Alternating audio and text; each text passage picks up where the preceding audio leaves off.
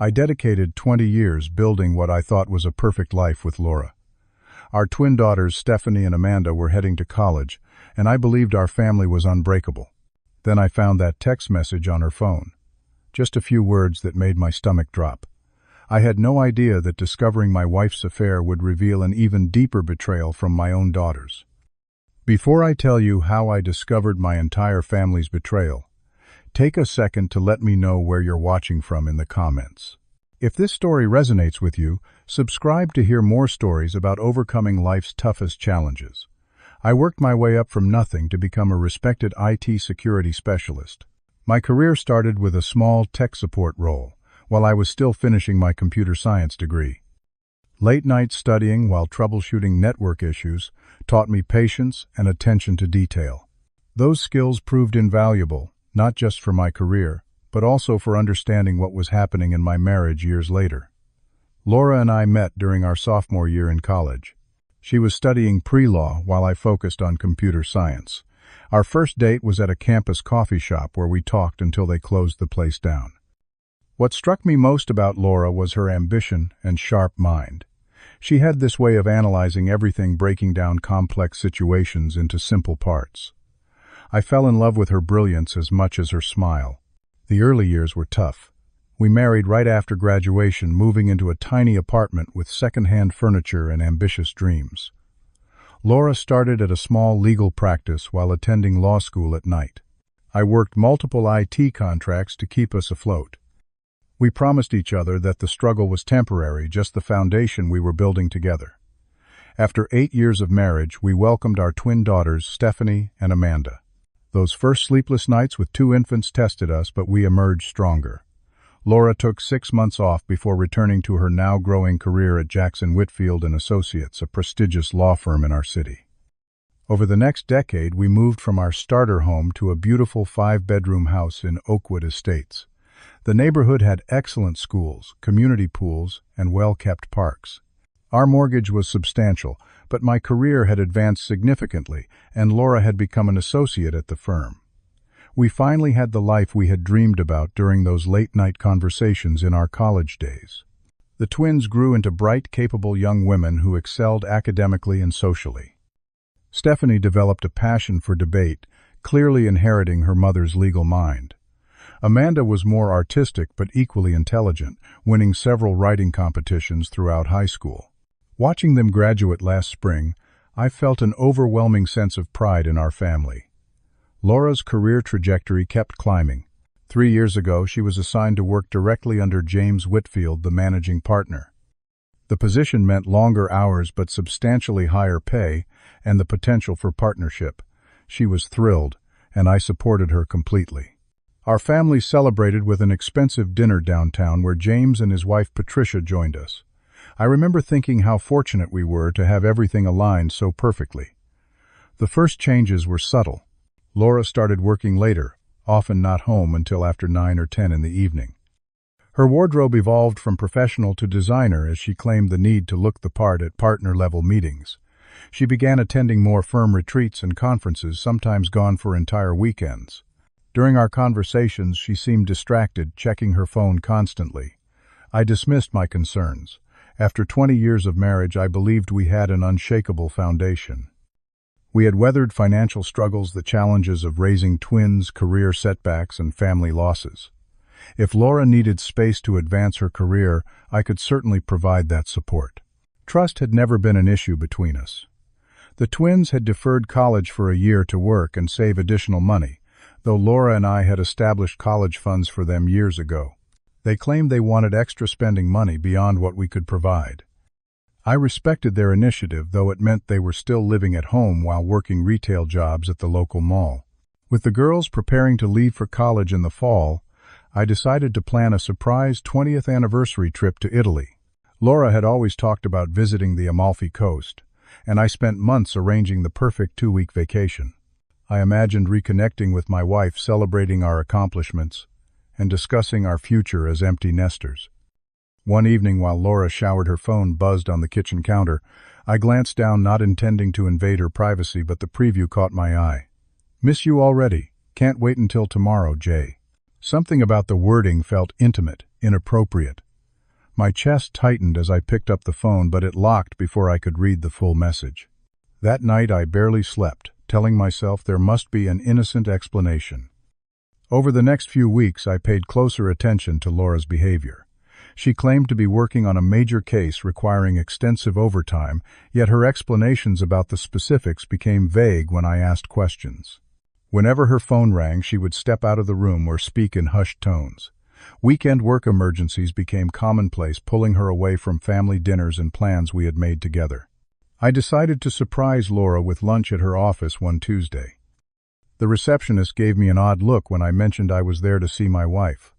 When I reached her office, her assistant Sarah seemed flustered, saying Laura was in a meeting with James but should be done soon. I waited 30 minutes before Laura emerged from his office. Her lipstick slightly smudged and her normally perfect hair somewhat disheveled. The way she startled upon seeing me felt wrong, as did her overly enthusiastic greeting. That evening I overheard my daughters whispering in the kitchen. They went silent when I entered, exchanging glances before Amanda quickly changed the subject to college applications. The sudden shift felt orchestrated, unnatural between us.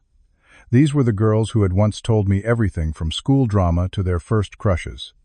Now they seemed to be keeping secrets. The next incident occurred while helping Laura with a computer issue. She asked me to retrieve an email attachment she needed for court, giving me her password. After finding the document, I noticed several hotel confirmation emails in her inbox from establishments downtown just 20 minutes from our home. These were dated on nights she claimed to be working late at the office. Each reservation was for a single night, always made under her work email. When confronted about the hotel receipts, Laura had an elaborate explanation involving late depositions with out-of-town clients who needed accommodations. The firm apparently used her corporate card for billing purposes. She offered to show me the corresponding client files, but then received an urgent call, pulling her away from the conversation. The explanation was plausible for a high-powered legal firm, yet something felt rehearsed about her response. Rather than pushing further, I decided to verify her story discreetly. I installed a location tracking app that linked to her phone through our family account. For the next week, I monitored her movements while maintaining a normal routine. Most days, her location matched her claims about working late. But Thursday evening, when she texted that she would be at an overnight conference in the city, the app showed her at the Grand Plaza Hotel downtown. I drove downtown that evening, telling the twins I needed to pick up work equipment. The Grand Plaza was a luxury hotel known for its discretion and elegance. I found Laura's car in the parking garage, identifiable by the law firm parking permit and the small dent on the passenger door from a shopping cart incident last year. Instead of confronting her immediately, I waited in my car across the street. At 10:30 p.m., Laura and James emerged together from the hotel entrance. They walked closely, his hand resting intimately on her lower back. They stopped beside his Range Rover, where they embraced and kissed passionately before getting in and driving away. My hands trembled on the steering wheel as I followed them at a distance. They drove 30 minutes outside the city to a secluded lake house. Through binoculars from a public access point across the lake, I watched them enter the house together, turning on just one light in what appeared to be a bedroom. The evidence was undeniable. My wife of 20 years was having an affair with her boss. The pain was physical, like someone had reached into my chest and squeezed my heart until it could barely beat. I drove home in a daze, unsure how to process this new reality. I arrived home after midnight to find the lights still on. As I approached our front door, I heard Stephanie and Amanda talking in the living room. I paused outside the window, not wanting to face anyone in my emotional state. What I overheard shattered whatever remained of my heart. "Do you think Dad suspects anything?" Amanda asked. "No way," Stephanie replied. "He is completely clueless. Mom said he still thinks she is at a conference." "I feel bad for him sometimes," Amanda said, though her tone lacked genuine empathy. "Why, Mom said they have been growing apart for years. Dad is always buried in his computer work. James treats her like she deserves." "I know, but lying to him every time he asks where Mom is gets exhausting. We have been covering for her for 6 months now, small price to pay. James promised to write those recommendation letters for us, and Mom said they will help with tuition after the divorce. When is she planning to tell Dad after he pays our first-year tuition deposits? Smart move, right? James has connections at both our universities, too. This works out better for everyone. I stood frozen outside my own home, realizing that not only was my wife betraying me, but my daughters were active participants in the deception. The family I had sacrificed everything for had been plotting against me, viewing me as nothing more than a financial resource to be drained before discarding. I spent that night in a hotel, unable to face returning to a house filled with betrayal. My initial impulse was to confront Laura immediately, to scream and demand answers from my daughters. The rage and hurt threatened to consume me. I drafted and deleted dozens of text messages, dialed and hung up countless calls. By morning, a strange clarity had replaced my emotional chaos. A direct confrontation would only give them power to control the narrative. They would have prepared responses, perhaps even turning my legitimate anger against me. I needed to be strategic rather than reactive. My professional background in IT security had trained me to approach problems methodically. Evidence gathering became my focus. I returned home pretending nothing had changed, playing the role of the oblivious husband while establishing a comprehensive surveillance system. I placed voice-activated recorders in Laura's car and home office. I backed up her text messages remotely through our family cloud account. I documented her absences with photographs and timestamps. Over the next 3 weeks, I compiled irrefutable proof of the affair. Photographs of Laura and James entering and leaving hotels, transcripts of intimate conversations, and a detailed timeline of their meetings. The evidence was devastating but necessary. During my investigation, I discovered something unexpected in Laura's work emails. James had been systematically diverting firm resources through fabricated client accounts. The embezzlement was sophisticated but detectable to someone with my cybersecurity expertise. I carefully documented the financial irregularities, creating a separate file that would interest the firm's ethics committee and potentially law enforcement. While gathering evidence, I maintained my role as the supportive husband. I continued discussing college plans with my daughters, watching them exchange knowing glances whenever Laura made excuses for her absences. Each family dinner became an exercise in restraint, smiling through conversations laced with lies. I even continued working on our anniversary trip plans, knowing we would never take that journey together. I consulted with a divorce attorney selected for her reputation of handling high-profile cases discreetly. She advised me to secure my finances before any confrontation. I transferred half our joint savings to a new individual account, documented all our assets, and updated the beneficiaries on my retirement accounts and insurance policies. I removed Laura from my credit cards and monitored our joint accounts for unusual activity. The most difficult part was interacting with Stephanie and Amanda. These girls who had once sat on my lap for bedtime stories now looked me in the eye while helping construct their mother's alibis. When Amanda mentioned needing the tuition deposit soon, I smiled and assured her everything was handled. When Stephanie talked about her excitement for dorm life, I helped her create a shopping list of essentials, knowing our relationship would never be the same. I needed an ally who had as much to lose as I did. After careful consideration, I arranged a meeting with Patricia, James's wife of 25 years. We met at a coffee shop 2 towns over to avoid recognition. Initially skeptical about my claims, her demeanor changed completely when I showed her selected evidence. Her cold anger matched my own. Patricia revealed she had suspected something but lacked proof. As the firm's financial administrator, she had access that could complement my findings about the embezzlement. Together, we developed a coordinated plan. The annual partners' retreat was scheduled in 3 weeks at a mountain resort. Every partner and their spouse would attend, along with key associates, including Laura. It would provide the perfect setting for our calculated revelation. I continued funding college preparations, even accelerating some payments to reinforce my image as the unsuspecting provider. Laura interpreted my generosity as ignorance, even commenting on how excited she was for our upcoming anniversary. Each lie strengthened my resolve.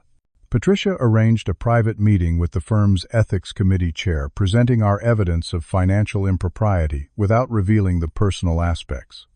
An internal audit was quietly initiated. Meanwhile, I prepared detailed divorce papers with my attorney, including evidence of infidelity and the planned financial exploitation by Laura and James. The weekend of the retreat arrived. I packed carefully, including printouts of key evidence in a locked briefcase. Laura seemed tense during our drive to the mountain resort, checking her phone frequently and making excuses about needing to prepare for presentations. I nodded understandingly, playing my role until the final curtain. The first evening featured a welcome reception for all partners and spouses. James gave an opening address about loyalty and firm values that struck me as the height of hypocrisy. Patricia and I exchanged a single knowing glance across the room. The trap was set. After dinner, the ethics committee chair requested an emergency partners meeting. James looked confused, but complied. As managing partner, he had no choice but to attend. Laura attempted to join him, but was politely informed the meeting was for equity partners only. While the partners met in the conference room, I approached Laura in the resort lobby. I handed her an envelope containing divorce papers and copies of select evidence. Her face paled as she realized what she was seeing. Before she could respond, commotion erupted from the conference room. James was being escorted out by two partners, his face ashen. The firm had presented him with evidence of his embezzlement and given him the choice to resign immediately or face criminal charges. His career was over. Patricia approached him in the lobby, calmly handing him her own set of divorce papers before walking away. Laura tried to pull me into a private corner, suddenly desperate to explain. Instead, I addressed her loudly enough for nearby colleagues to hear. I thanked her for her 20 years of marriage, expressed disappointment in her choices, and wished her well with her future endeavors, though they would no longer include being my wife. The public exposure continued the next day when our extended family received evidence of not just Laura's infidelity, but the twins' complicity. I had compiled separate packages highlighting their deliberate deception, including transcripts of conversations about hiding their mother's affair in exchange for college recommendations and financial support. When I returned home, Stephanie and Amanda were waiting, their faces showing shock and anger. They had received calls from relatives expressing disappointment in their behavior. Their carefully constructed narrative had collapsed. They alternated between defensive accusations and tearful apologies, claiming they never meant to hurt me. I listened silently before informing them I had already made arrangements to move out. Their mother could explain the new financial realities they would be facing.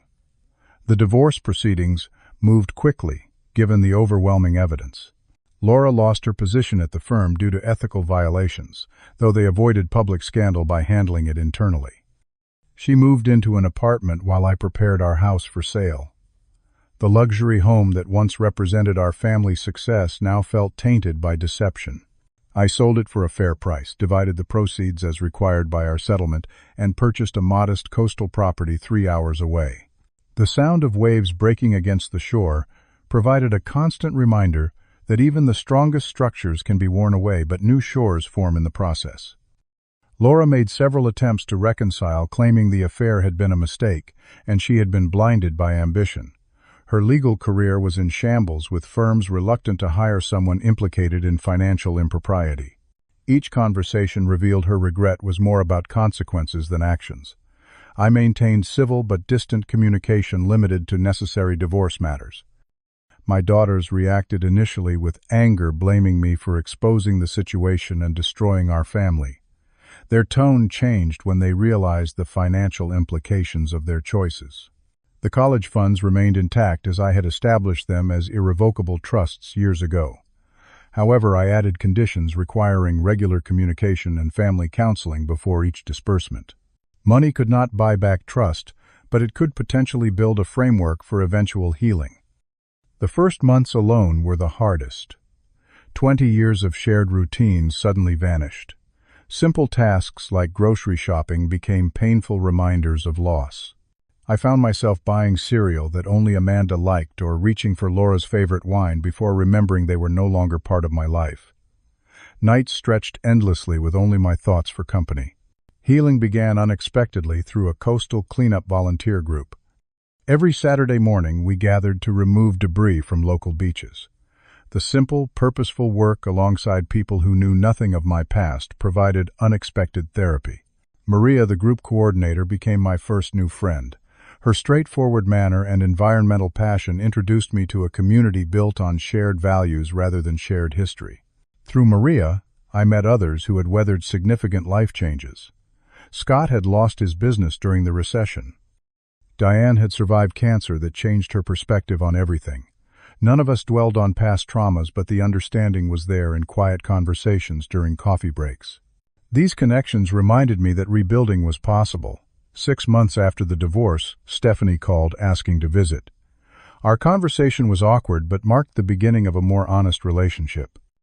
She acknowledged her role in the deception without excuses, explaining that she had convinced herself that protecting her mother's happiness justified the lies. I listened without interrupting, neither absolving nor condemning. By the visit's end, we had established new boundaries based on truth rather than expectations. Amanda followed with her own visit 2 weeks later. Her approach was more analytical, breaking down how small compromises had led to major ethical failures. Her insight reminded me of Laura's mind, but with a self-awareness her mother lacked. We agreed to monthly calls, a small step toward rebuilding trust. Laura continued struggling professionally and personally. Mutual friends reported she had taken a paralegal position at a small firm, earning 1/3 of her previous salary.